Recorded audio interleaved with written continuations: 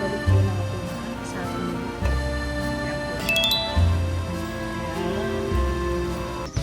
Tell me how the garden grows, Tita Meriton.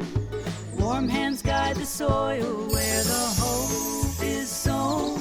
Guys, kararating ko lang ngayon sa bahay at ang aking asawa off siya ngayon pero mukhang gutom na. So gusto ko sana lulutuin itong pork tsaka meron ako lulutuin sana ng food vlog. Yung pinakamadali, easiest way to cook, yun yung mga stir fry vegetable. Pero ngayon, ang nga, sabi niya sa akin, pero the best way is gawa na lang ako. Prituhin ko na lang to para makakain. Alam mo, sa totoo lang, pagdating ng nagutom na po ako, mabuti na kapag na po ako ng rice. So mamaya, papakita ko na lang sa inyo yung stir fry. Pero for now, ito muna lulutuin ko. Yan po, bago ako magluto ng isda, pakainin ko muna yung aking mga pusa. Kanina pa po sila nagwawala dito sa tabi ko. Ang nanay at ang tatay nagutom, pati ang mga pusa gutom na. So ngayon, itong si Snowflake, ewan ko, binigyan ng gamot, pakainin inom ko daw sa kanya, kaya lang, syempre hindi niya maiinom. So ilalagay ko sa pagkain niya ang gamot, tapos gaganyan-ganyanin ko na lang. Oho, isang lang po sila pinadadiet. Hanggang ngayon pinadadiet pa po sila. 1 pound lang naman po nawala sa kanila. Kaya yun. So, ang pagkain ng mga pusa ko, ito yung kanilang wet food. Oh. Yung isa dito naghihintay na. Kaya yan po, pakakainin ko ng mga pusa ko. At yung isa dito ito. Ay, ito sa'yo. Ito sa'yo. Oo, hindi makahintay talaga ito.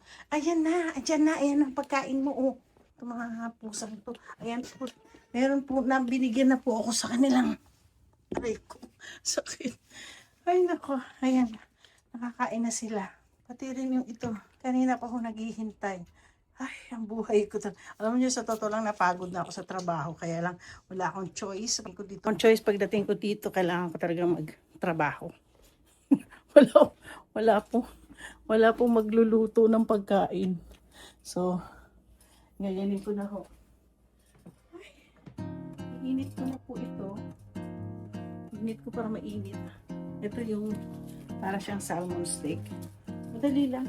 Lalagyan lang po natin ng pero mahugas ang kamay. Lagyan natin ng mantika.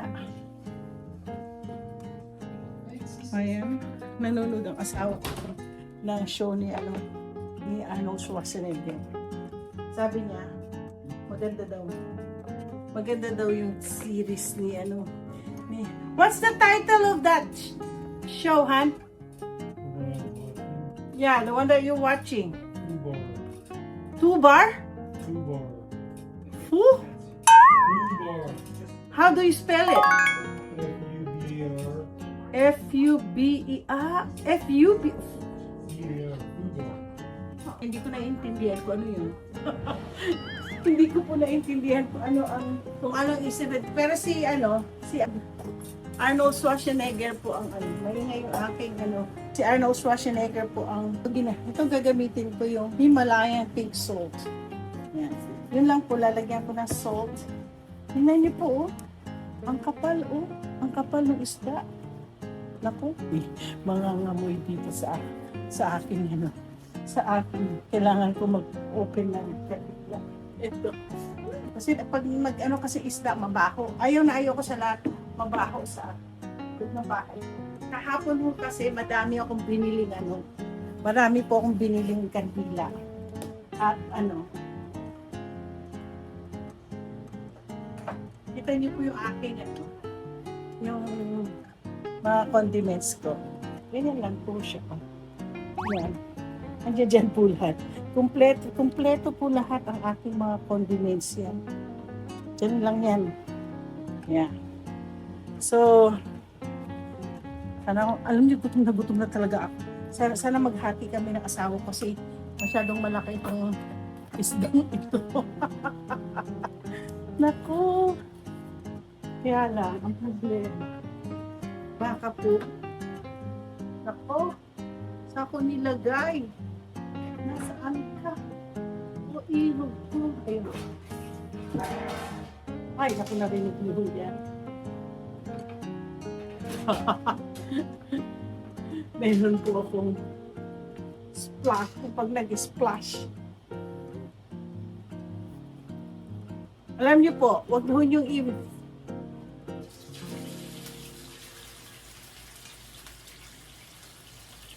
slow fire na lang yung yung isda. Ewan ko, ano kaya masarap pakainin? Maliban sa isda at saka kamatis. Ay, tama, kamatis. So, ito ang aming dinner. Hati na lang kami dito ng spare. So, sana luto na to. I-slow fire ko muna.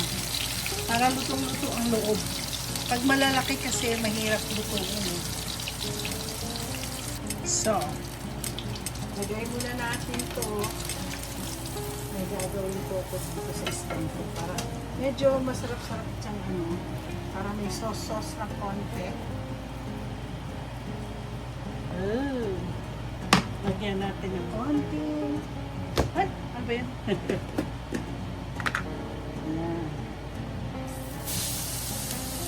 Balik tapos lagyan natin ng marami sibuyas. Ayan. Ayan. Ganyan. Ganyan lang. Simple lang. Pag nagutom kayo at gusto nyo lang kumain kaagad pagdating nyo galing sa trabaho, ito lang pinakamadaling gawin. Ay, nahulog pati yung aking sibuyas. So, lagyan natin mo yan. Tinanggal ko lang ng konting mantika. So, gagawin natin, lagyan natin ng konting sauce. Sauce lang. Parang ganyan. Tapos, lalagyan natin ng stir fried. Yan ito, parang original stir fry. Yeah, I'm cooking, honey. Don't worry. Naku, nagtatawag na ang aking asawa. Gutom na raw siya. Almost there, almost there. Nagugutom na ang aking asawa. Okay.